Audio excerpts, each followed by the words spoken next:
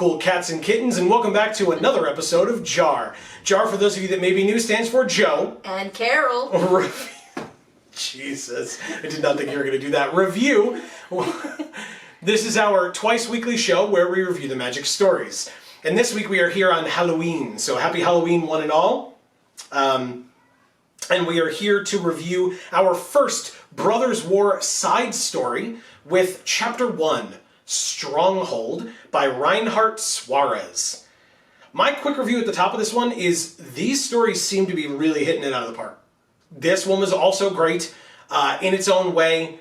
It's interesting what they're doing with the side stories versus the main, but I highly encourage you to go read this one, not just because it's super informative and lets you know about like what's going to be going on coming up in the rest of these stories and kind of lead us into Phyrexia All Will Be One and War of the Machines and blah, blah, blah, blah, blah, but also because it's a very good story. Okay. Yeah, I mean, for me, I think I didn't like it quite as much. I think it kind of reminded me of War of the Spark a little bit, with all the characters all showing up together and talking, but at least the writing was better. Okay. Fair enough. So if those interest you in any way, please feel free to, if you have not read the story for yourself, I'm like all distracted. We got so many things going on today. Please feel free to check the top link in the description down below so you can go right to this story for yourself. We'll remove as many barriers as possible so that if you have not gotten a chance to read this story yet, you are more than welcome to go do so. And then, of course, if you do leave to go read it, we would love it if you would come back here and join us afterwards, because JaAR is supposed to be a discussion. We give you our feelings, our opinions, our review, and then we want to hear from you. Do you agree? Do you disagree? Are you somewhere in between? Is there something that we forgot to mention that you enjoyed about the story? Leave it in the comments down below. Keep the discussion going. Is there a hair in your eye line constantly? Actually, yes. If you, there is hair in my eye line constantly. Thank you for asking. So, before we get onto the... blood in your beard? Yeah, probably. There's gonna be if there isn't already. If there is, like at the bottom. Good. Just what I've always wanted. You know, I mean, I'm dead, so it makes sense. So it's totally fine. You're missing? Yeah. Yeah, I'm missing. Got my cat friend here, so it's all okay. He's so cute. Yeah, adorable. With all the blood on his mouth. It's not his fault. He's just hungry. Yeah. So, before we get on to the full review itself, let's take care of some administrative things first. Bear with us. First of all, hi, welcome to the channel. If you're enjoying the things that we do here, please don't forget to subscribe and ring that bell so that you will get notifications whenever any of our videos come out, including more of these, because we still have, 7 more to go. So stay tuned for the other 7 that will be coming out hopefully twice a week for the next few weeks. We will do our best. Also, don't forget, pre-release is coming up. For pre-release, we will be doing our typical sponsored openings. We'll open a bunch of kits live at a pre-release for our sponsor store, Champion Card Collector in Poughkeepsie, New York. I point over there because their Champion Gaming logo is in our background there. And shout outs to them. They're awesome. So stay tuned for that as well. You'll get those notifications if you ring that bell. Also, you will find out whenever we go live every Monday and Friday at 8 p.m. Eastern Time right here on this channel. Every Monday we play MTG Arena, and every Friday we play whatever video game we happen to be playing at the time. And in fact, this Friday we will be playing through a new game that we have not started before. And so you are not going to want to miss it. It's a great way to jump back into the stream if you feel like, oh, they're in the middle of something, I don't want to. You don't have to worry about it. A new game starts this Friday at 8 p.m. Eastern, so definitely tune in for that. We hope that you enjoy it. And then obviously, like I said, if you're a fan of Magic, MTG Arena every Monday, 8 p.m. We'd love to see you there. So, after all that, onto the full review itself. It was very interesting because this story starts, like one of the first things you hear. Teferi is at Urza's tower and talking about Urza, and Teferi mentions the care that Urza put into making his tower and how like elegant it is and great and etc. So he mentions the care that he puts into his tower, but then mentions the fact that Urza did not put that care into the people in his life. Which is real messed up. It's not wrong. I was going to say, it sounds correct. Yeah. But after having just read the Kayla / Harbin / Tawnos stories over the last 2 weeks, or the last 2 episodes, it's true. I mean, it's pretty rough, but it's true. We also found out, which I always appreciate, being grounded with a timeline so that we understand even vaguely where we're at, as opposed to just, it's been a while since, Johnny turned and, why can't I think of Shieldred, attacked Dominaria or whatever. This said, it's been a few weeks. So again, I don't need, it's been 72 days, I don't need any of that. A few weeks is perfect for me. You give me some general idea of about how long it's been to gather all these people together, you got it. I love it, thank you, perfect. You were upset because Teferi was talking to Joda and was like, oh, well, I brought Ren. Yeah. I was like, well, what about 7? Just because it's a tree? You just don't care about 7? Are you still fake crying about it? That's fucked up. It's not fake. Anyway, later on, we hear and see Ren and 7, and we'll talk about that when we get there. Oh, I can feel the stickiness in my beard on the side. Oh, it's so gross. Anyway. That's the least of your worries. You're being eaten by a tiger. No, I'm already dead. Don't even kid yourself. There's not, this tiger is just chilling at this point. Oh, no. So, they're actually, first of all, if it needs to be said, this story was a phenomenal Teferi story. Probably the best Teferi story we've had ever, or, since the actual novels themselves. Because I've complained recently about some of the Teferi stories that we got for, Innistrad and things like that. The Teferi and Ren and 7 story was very good. I did really enjoy that one. Let's give it that point. That was a good story. But that was a one-off side story. If this is an indication of where we're going with Teferi in these stories, I'm excited, because this was great. I enjoyed, right at the top, you had a very cool Joda and Teferi moment. Yes. Yeah, we're having issues here. I mean, her hair was really frizzy, so that's what tells me it's okay, but still. It's still everywhere. We had a cute Joda and Teferi moment. Jesus Christ, I'll never get this sentence out. It's fine. Where Teferi asks Joda to lead when Teferi travels in time, in his absence. And Joda is like, oh, you're actually asking me this time? And Teferi's like, what do you mean? He's like, instead of just ordering me to do it. And Teferi's like, look, I've had a lot of years to learn and grow. And Joda's like, no, it's cool. It only took you 60 years.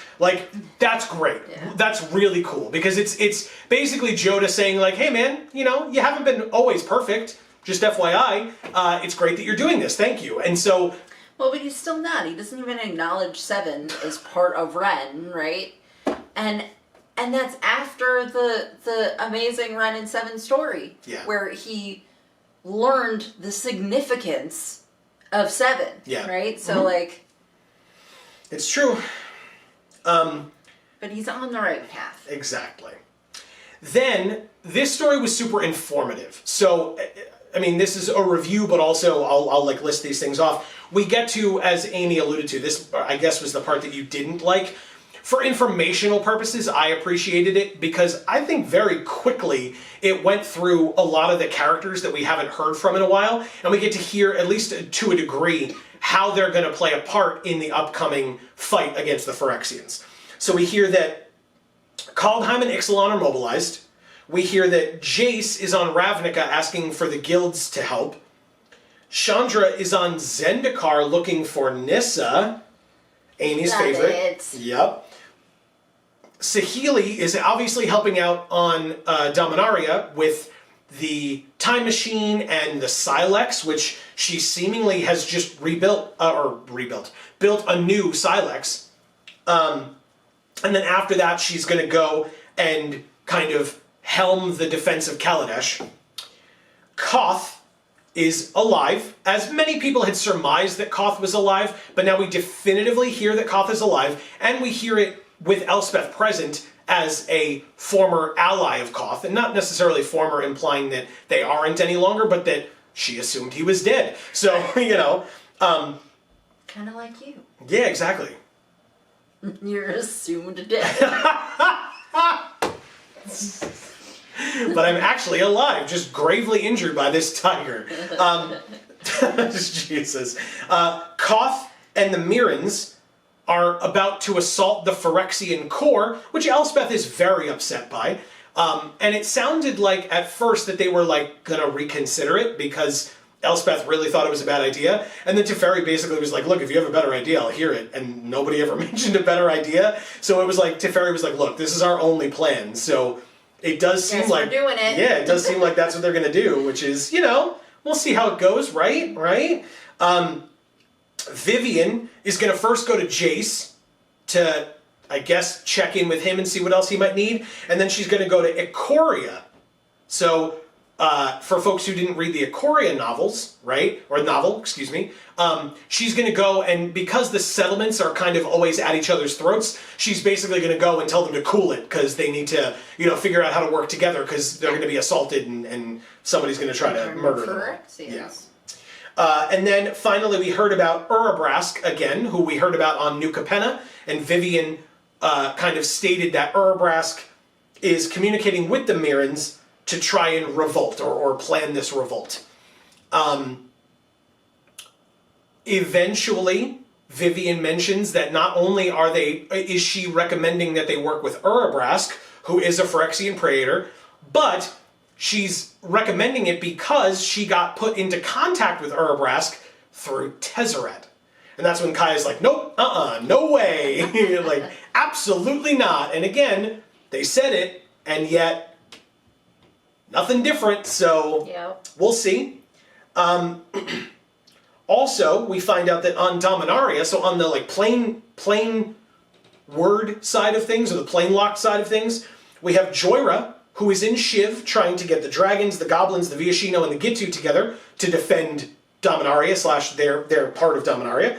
We have Lyra, Dawnbringer, who is going to be leading the Seren troops in Benalia, and you have some merchants who are going to be giving supplies to them, like squashing their disputes or quashing their disputes and giving supplies. And we have rumors of what is essentially the soul of Windgrace in Urborg. So they find out that is a thing as well that could help out. So, I mean, Dominaria seems to be doing okay, that like all the Planeswalkers, the Gatewatch, right, are trying to come together, rally Planeswalkers from all the planes. They're trying to rally people on Dominaria as well. And it actually serves to make that picture for the March of the Machines make a lot more sense. Because you had like people from Kaladesh, Kamigawa, or characters, I should say, not necessarily Kairi, right, the dragon, but still. Kamigawa, Kaldheim, Kaladesh, all the Ks. Chandra, it's close. So yeah, like all these different groups. Oh, there was Ravnica as well with Borborygmos. So like all these different groups being able to come together, and we hear about how, right? Because again, we've learned the Planar Bridge not really going to work for the Phyrexians or for any of the plane-bound individuals. Right. Because only inorganic material can travel through, and the Phyrexians can, but they get very injured by doing so, right? Yeah. Urabrask was like mostly dead. Shieldred had a tough time as well on Dominaria. Yeah, because they lose what parts are human left, basically. Correct. Or organic at minimum. Right. Yes. And so now what we found out is we get a little bit more information about Vorinclex. Kaya surmises from her time on Kaldheim. That's right. Kaya, Kaldheim, Kaladesh, Chandra, all these different Kamigawa. I'm getting it. Kaya, when she was on Kaldheim, finds out that Vorinclex was under, or surmises that Vorinclex was there because of the World Tree. Mm. So the World Tree, very similar to the Norse mythology version, the World Tree allows individuals or entities to travel between the worlds that the World Tree connects. We all know, that at the end of the Kaldheim story, Vorinclex went under the tree, killed Essica, and then took, or although Essica does seem to be alive in March of the Machines, so gravely injured Essica, and took some essence from under the World Tree, which seemingly is the Praetor's attempt to allow themselves to travel safely between planes. So, again, a lot of information. That was only a few paragraphs. we got a lot of information in this story about what's to come, what these plans are, who's going to be a part of it, etc. Yeah.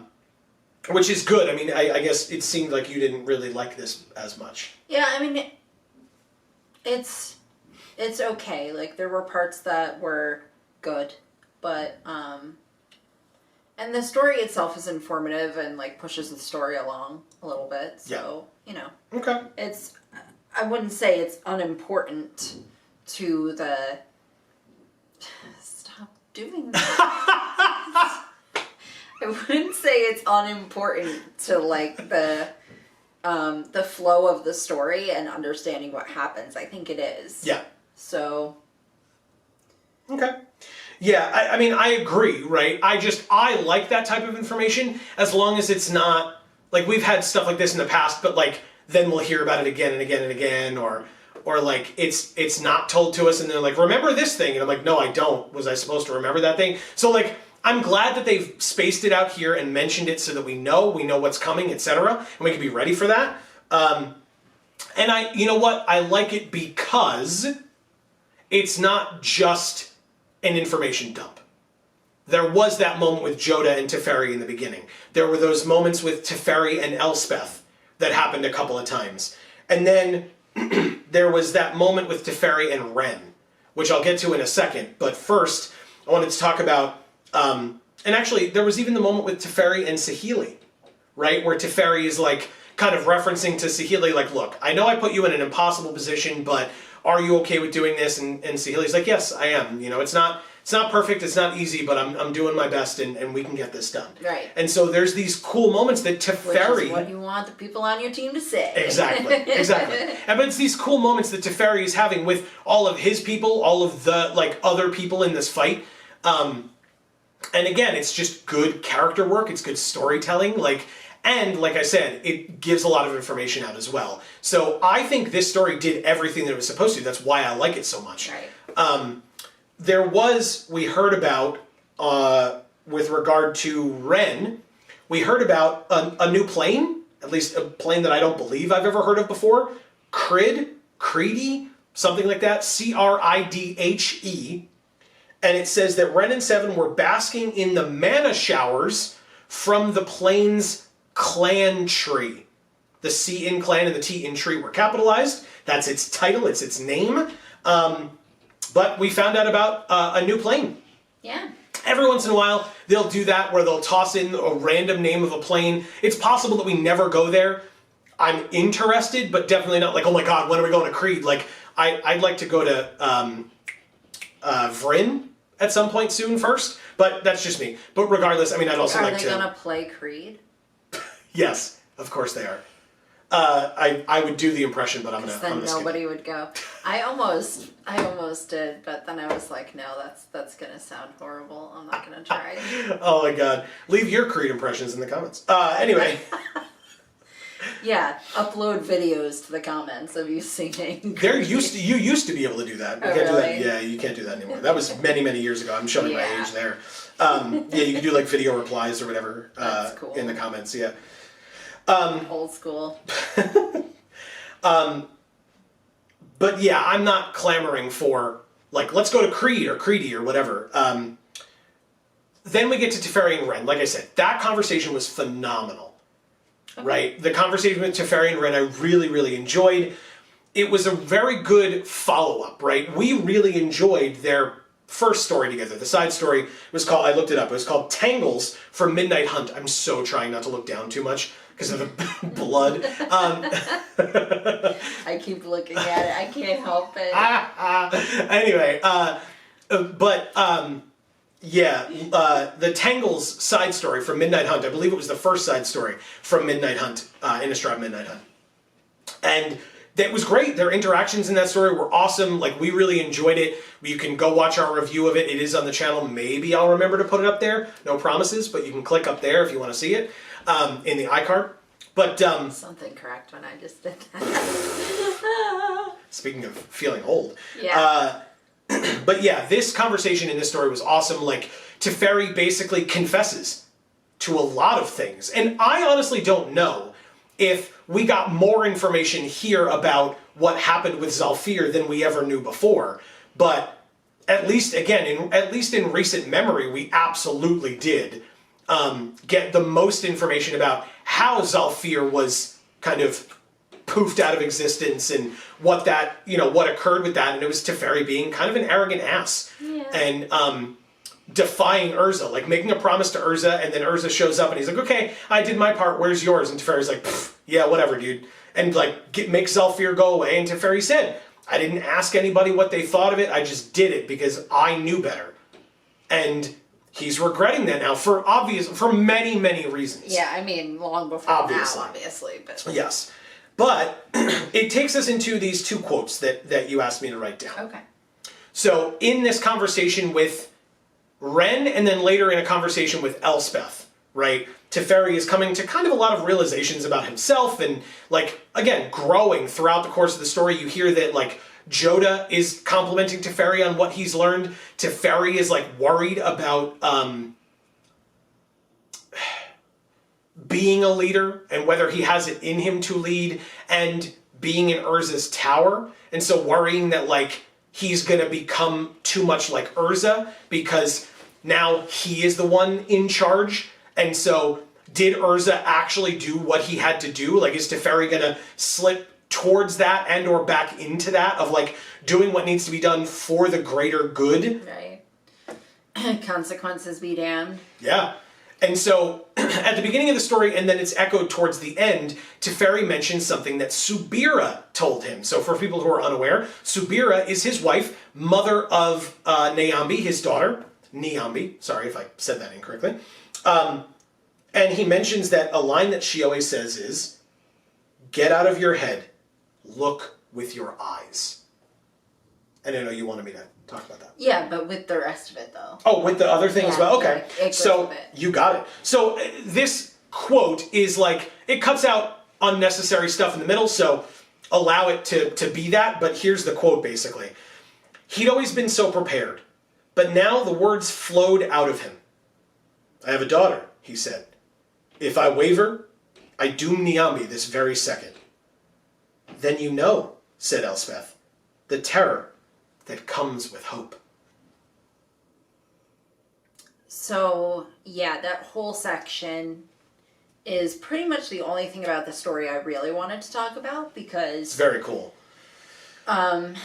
he thinks about this line that his wife said multiple times, probably like 4 separate times. Oh, in this story? Yeah. Interesting. I noted in on at least 2, but there could have absolutely... It was only 2, but... I've But he been wrong. mentioned it a few times, and it's because it's something that his wife said that he always needs to remember, right? So it's a line that basically reminds you to be mindful. Yeah. Push it if you want. And he just finished saying, I wasn't considerate of the people on Zalfir or of Urza or of anybody else when I just phased it out of reality, basically, or time, or whatever it was. So I didn't give them any consideration, right? And so awareness is really that kind of thing that you need to have, that allows you to have some consideration for others, but also allows you to be accountable, when you've done something wrong, which he is saying, admitting that he was wrong and that he's, trying to get better, basically. And it's also a thing where you need to focus less of like a zoomed in, tunnel vision, and more at the world as a whole, more at the big picture, so that you can see how insignificant sometimes the details can be. And so when you get sucked into that, like, dreadful brain space where you just can't get out of your head, she was just always telling him, like, look with your eyes, you know, stop for a second, breathe, look around, feel what's going on the outside of you instead of just what's on the inside of you, right?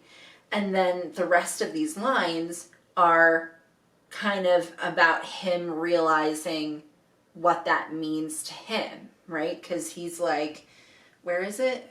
All the way at the bottom. You know, because he said, like, oh, you know, that's not what it's about, right? He's like, I have a daughter, you know? If I waver, I doom her, you know? Immediately. Not even like with my actions later. It's if I waver now, just that wavering is what will doom her forever. Right. Which is a lot of pressure to put on yourself, but at the same time, like, he's aware of the gravity of the situation, right? This is not ancient old Walker Teferi where there are no consequences to his actions, or he feels that there are no consequences to his actions, because he has lived a life where he has seen the consequences of his actions. Right. And that has given him enough perspective to be able to say, I need to make these choices. They need to be well informed. They need to be considerate of others. And then, on top of all of that, I need to not change my mind. I need to not be wishy-washy on it. But when you're in that right headspace, that awareness headspace, where you're not too sucked into your own problems, right? You can be. You don't have to waver, because then you know you're right. That doubt doesn't have to be there. And, you know, he had always been so prepared. He planned everything, right? And then now it's like he just kind of goes with the flow, right? They're not saying that there's no urgency to what's happening, right? There's import, right? Like importance to what he's doing, and he realizes that as well, and the gravity of it too. Yeah. But there's an allowance for himself to do things correctly, for the people around him to do things correctly, and for himself and the people around him to do things incorrectly, because he has this level of awareness where he doesn't doubt that what he's doing is the right thing this time. So he can just do it. He doesn't need to spend all this time preparing and planning for it, because he can just do it because he's thinking of it in the right way this time. Yeah, he's also being reminded, just through living his life now, right? He's being reminded that he's getting older. He's feeling his age, where that he says to himself, but he says that that's something that he never really assumed he would feel. Right. He never really, like, he was never worried about getting old or feeling older or whatever.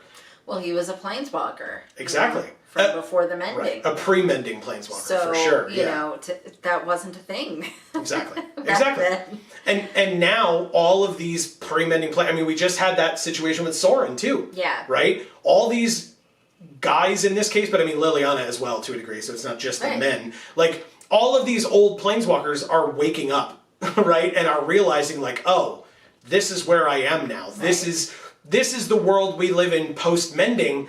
Like, I've got to figure out who I am and see how I need to change and or adapt depending on who they are and what they're trying to do. Right, and then just go and live my life too. Like, it doesn't have to all be about gaining more power or, you know, trying to save the world. It can be about spending time with your daughter, you know? And now your grandson. Right, or doing what's right for your daughter. Yeah. You know, as opposed to, well, I just want to find Zolfir. Okay.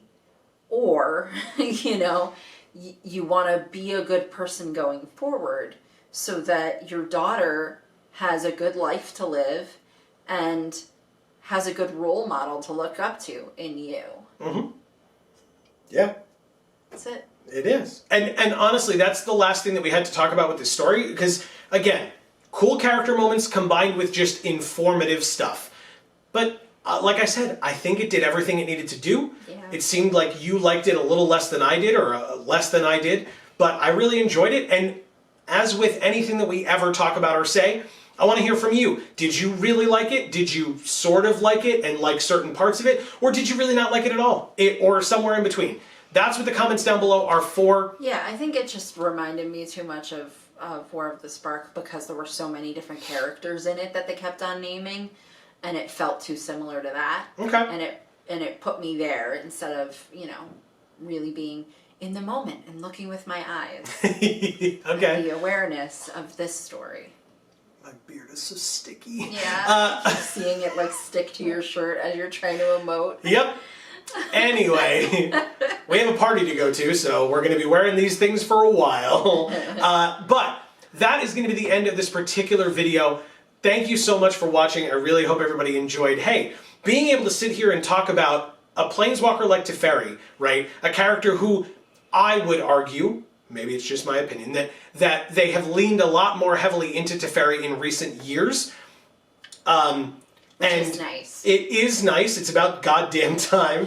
And we get to hear more from him and get really cool interactions between him and all these other characters, or among him and all these other characters. And being able to come here and talk about that and analyze that is a really great way for all of you to join us as we show off our... Hashtag Vorthos Pride. It's so weird to do this with the other hand. But yeah, if you couldn't tell, this cat is not affixed to me. I'm literally just holding it the whole time. But your arm is going to get so tired. It already is getting there for sure. Great. It's fine. It's not a big deal. I'm okay, Amy. I'm strong. Anyway. In like 2 hours, I'll be like, I can't do that anymore.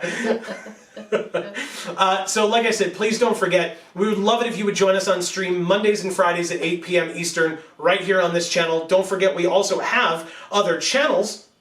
Links down in the description box below for Video Games for All and Gluten Free for All. Yes. You should definitely go to any of those channels, this one or either of those two, and subscribe and ring that bell, and you will get the notifications whenever any of those videos come out. There might even be another video coming out very soon on one of those two channels. Yes. Gluten Free for All may or may not end up with 2 videos this month. Yeah, we literally had one come out a couple days ago, so if you missed it, definitely go check it out. Like I said, links to both of those, if I didn't say actually, links to both Video Games for All and Gluten Free for All in the description down below under the link to this story. So thank you all so very much for being here. I really hope everybody enjoyed. We really want to hear from you in the comments down below, and then don't forget, if you want to support us, likes and shares go a very, very long way, and we really appreciate any and all support that you are willing to give. But for now, from us here at the Geek for All family of channels, I've been Joe. And I'm Amy. And as we always say, in whichever video of ours you watch next, we will see you all next time. Thanks, everybody.